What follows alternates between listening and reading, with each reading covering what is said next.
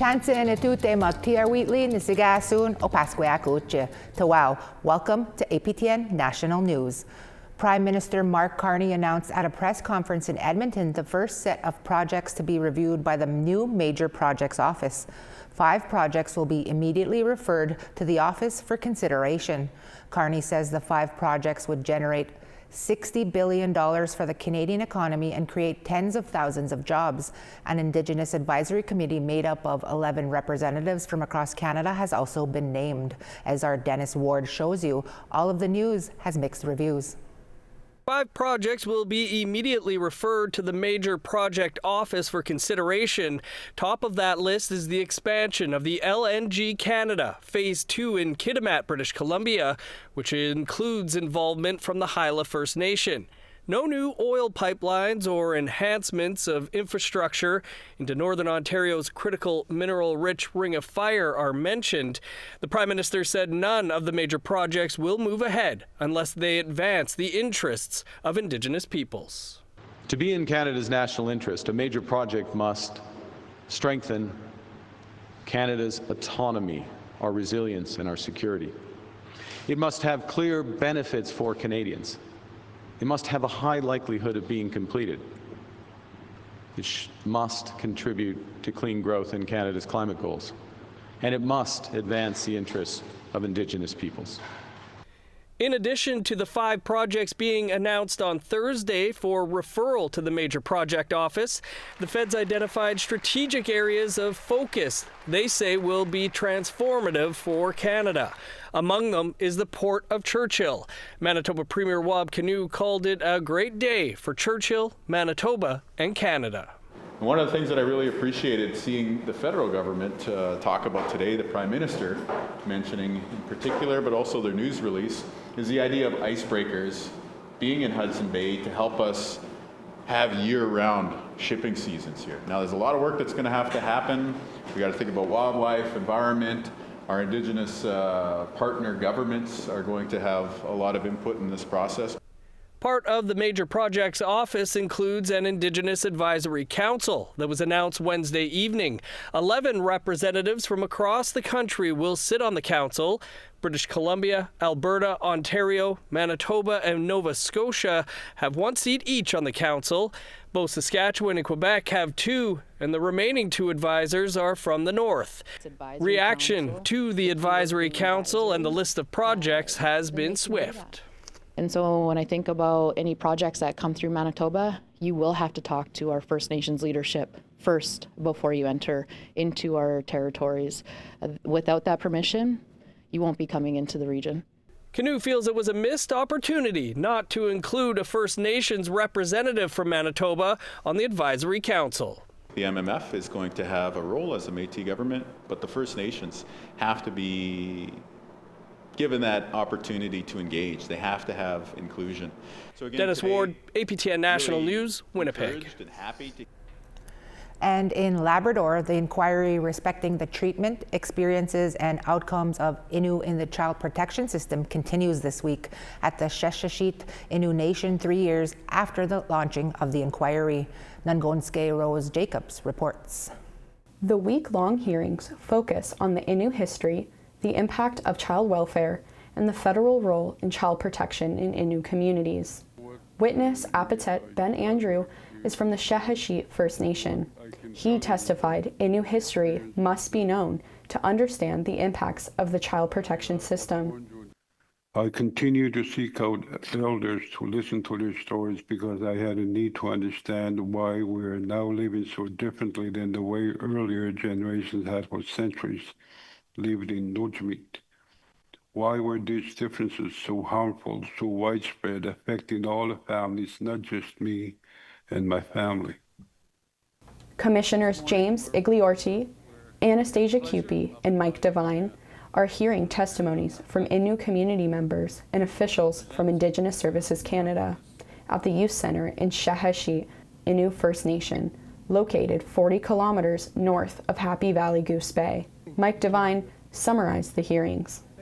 Since it started in May of 2022, the inquiry has heard from about 100 community members during our 8 weeks of community meetings in both Shehashi and Natwashi.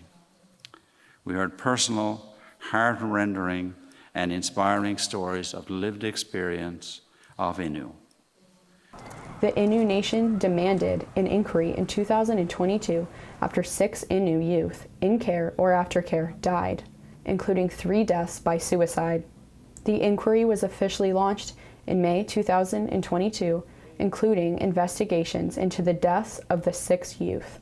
The Innu say youth in provincial care lost culture, language, and familial connection.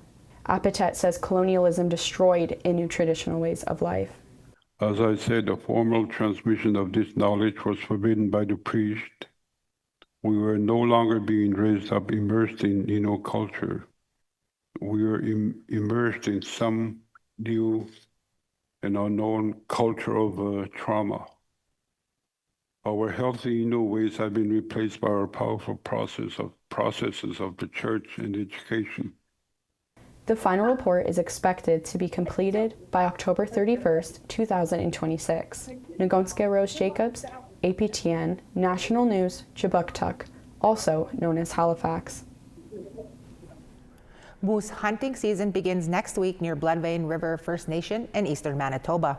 But non-Indigenous hunters pursuing the sacred animal will be turned away at check stops managed by the community in an effort to protect the moose population and their food security.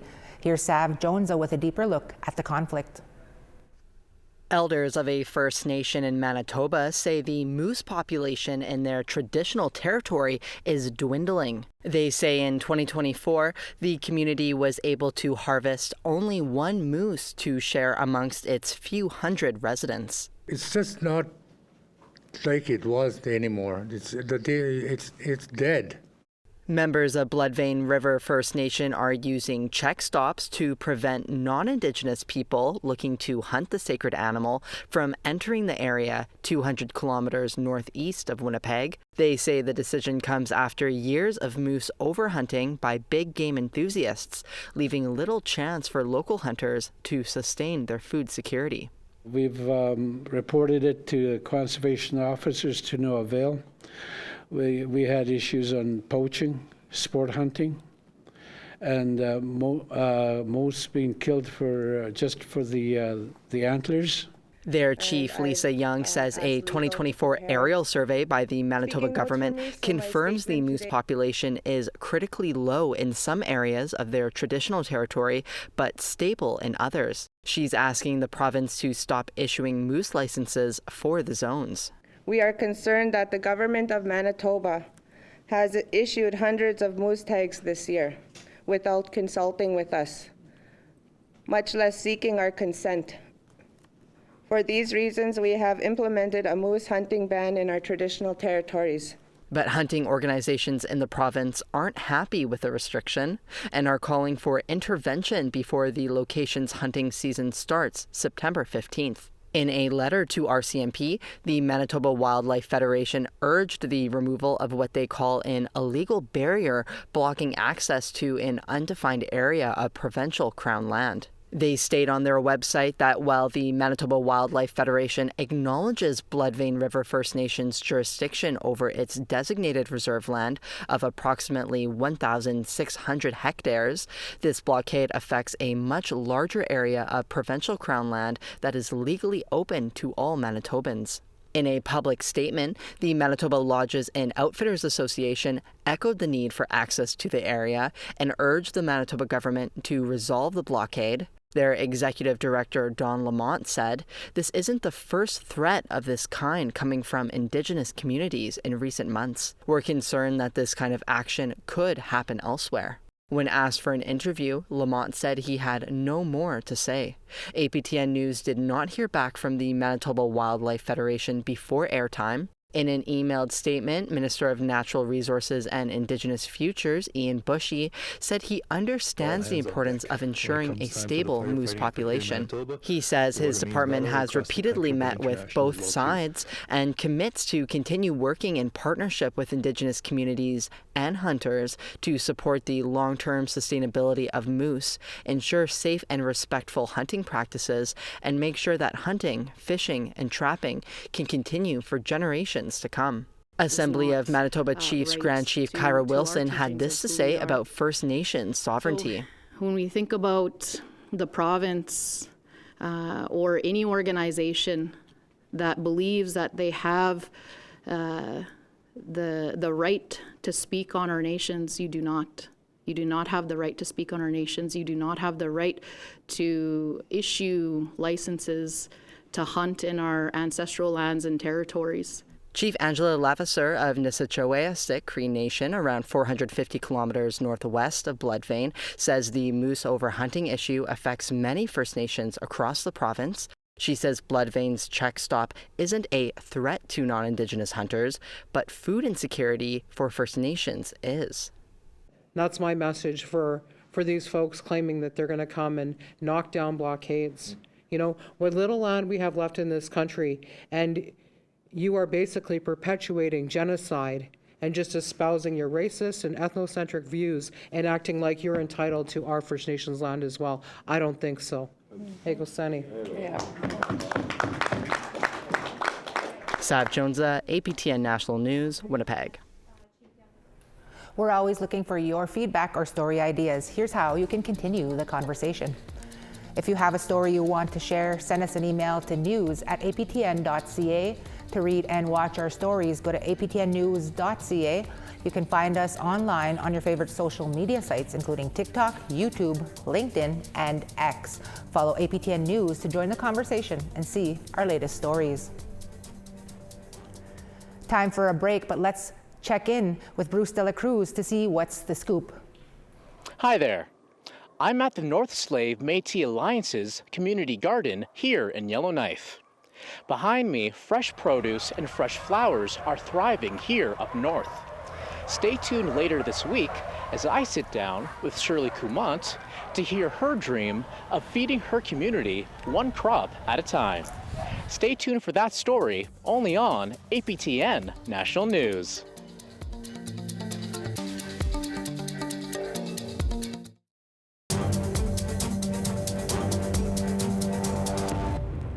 Pitigwe, the Dokis First Nation and the majority owner of a hydro dam that is located on the reserve, are celebrating the first milestone of the project, a decade of operations. SCTV's Eric Tashner reports the First Nation is reaping the rewards from the project. Nestled on the French River in Dokis First Nation is the Oki-Kindwat Hydro Station, a project that was talked about for decades, but is now a reality. The community bought into what the vision was. It all started in 1986 when former Chief Martin Restoul-Ba wondered if a dam could be built within the First Nation, and quickly a partnership was struck between the Indigenous community and the former company Hydro-Mega. I don't think this project would have happened if Hydro-Mega would not have been that true partner. Dam construction began in 2013, and the station began operating 2 years later. Switchgear you see right there. Today, the $48 million 10-megawatt project ensures the lights turn on for 3,000 Ontario homes. Power producer First Light took over the project and decided to continue it after it purchased Hydro-Mega in 2023. The electricity goes to the closest point of consumption, so we're really looking at, powering the area. The First Nation community owns 40% of the project. 4 years ago, a trust was established to protect and manage the revenue that flowed in from the dam for community projects. As of this spring, the trust has approved 27 projects valued at $695,000. Many of our communities want to be part of these projects early on and work towards mutually beneficial partnerships. First Light says it wants to replicate the relationship it has with Dokis First Nation with other Indigenous communities as Ontario looks to expand its renewable energy sector through solar, wind, and battery storage projects. It was one of the first partnerships in Ontario for First Nation and independent power producers. This is a perpetual asset. As long as we continue to put capital into it, we'll be generating power out of here for over 100 years. In the next 30 years, we'll see this as a stepping stone of what is to become. We have looked at other projects in conjunction with First Light. Hoping to continue a relationship for decades to come. A power surge that the First Nation community was looking for. Eric Tashner, CTV News, Dokis First Nation. And members of Thunder Child First Nation located in Saskatchewan are reeling after a local house of worship was destroyed by fire. Despite the loss, the pastors of the church say they are prepared to stay strong and keep the community spirit alive. CTV's Carla Sinkarek reports. This was Monday morning on the Thunder Child First Nation, the community's only church, a gospel church, going up in flames. As soon as they opened that door and we saw the black smoke and we saw all the fire coming out, we were all crying, devastated. The First Nation is north of North Battleford. Alvina and her husband Fred Thunderchild are the pastors of the church, buying it from the Catholic Church last year. Community members doing the renovations, including adding a kitchen, washrooms, and a fresh coat of paint. The community choosing the bright blue. It was almost to the point of completion, and we were going to be talking about having a grand opening. RCMP confirmed on September 1st around 8 a.m. Turtleford RCMP received a report of a structure fire on Thunder Child First Nation.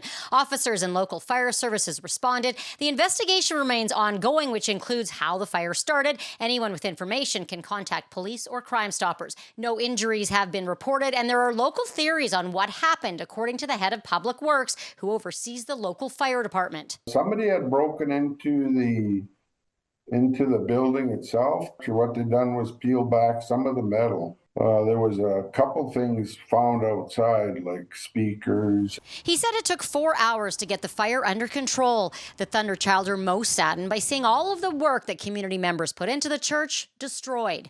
We don't fight naturally. We do it through prayer. We expect changes to what we pray for our people, because we're concerned about them. They say the more than 50-year-old landmark blue building was more than a church for the community, and they hope to rebuild. We're not giving up. This is not, the building is burnt, yeah, but our faith is not. Our faith still stands. Also still standing, the metal cross out front, reflecting their spirit to continue to worship. Carla Shinkaruk, CTV News, Saskatoon. We now want to tell you about this week's web poll questions. Our first question this week was, do you care if Canada meets its 2030 climate target under the Paris Agreement? The options were yes, no, and unsure. Our second question was, would bail reform improve community safety? Those options again were yes, no, and unsure. And our final question was, have delays in Jordan's principal funding affected your family or someone you know? Yes, no, and unsure were our options. And you can go to our website, aptnnews.ca/poll to cast your ballot. And Indigenous fashion is all the hype lately. We tell you about a new Indigenous-owned store opening in Saskatoon when we come back. Jessica.